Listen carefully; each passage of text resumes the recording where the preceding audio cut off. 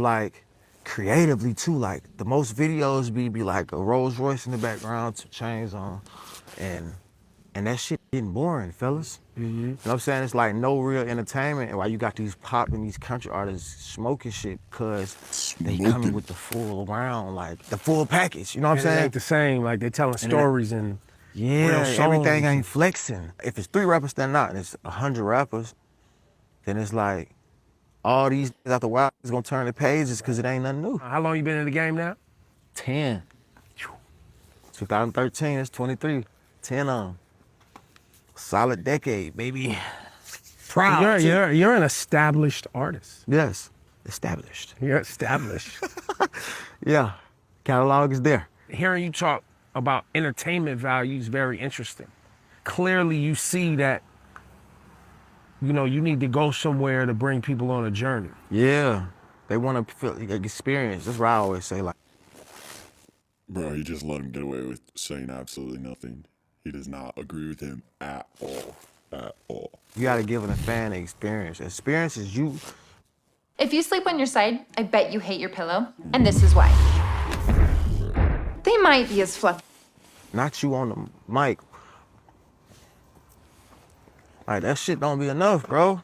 What? Then, like, that shit don't be enough, bro. Then you, like, taxing on the ticket sales. Like, you know what I mean? On $200 a ticket. But you ain't got no production. It ain't no... I feel like a show is like a movie. It's the beginning, middle, conclusion, the end. You gotta have some dialogue in that shit. You gotta have some choreo in that shit. You gotta have some wow moments you gotta have with somebody, everybody in the crowd feeling your painful song. The colors and the lasers or the lights of the show is what matter also too. And I just feel like educationally wise, like it's not diving into that and learning that. It ain't never too late. And so that's why if you look at the lineups, this is getting thinner and thinner on them lineups. They're not trying to pay you $600,000 to come just walk the stage, brother. So it's that time. It's that time for me to change. So shout out to Offset for being very, very aware of what's going on in his industry, giving a detailed answer. And this is something that's actually surprising me is if you guys remember Migos back in the day, these guys didn't really used to talk much. And now we're hearing Offset not only put together coherent thoughts. Yeah, Offset's been a whole different person after that Bobby interview.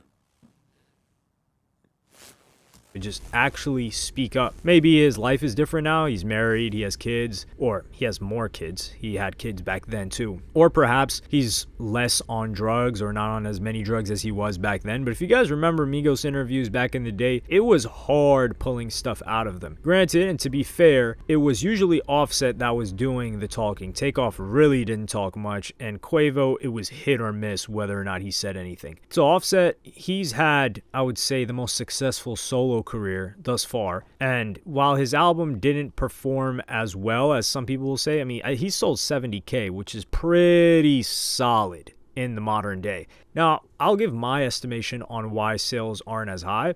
I think there have been more roadblocks put in place to faking sales. So I don't necessarily think it's that sales back then were more and consumption was higher. I think they just had better ways to fake it back then. Now there are still certain ways to amplify it or to butter it up or to kind of like steroid your sales. I wouldn't necessarily say it's completely fake. However, even now, it's not put. Yeah, this is just the real sales now. For years, the fucking machine, they've been juicing it for all them boys that they got going with them, and these are the real numbers. So that is what it is.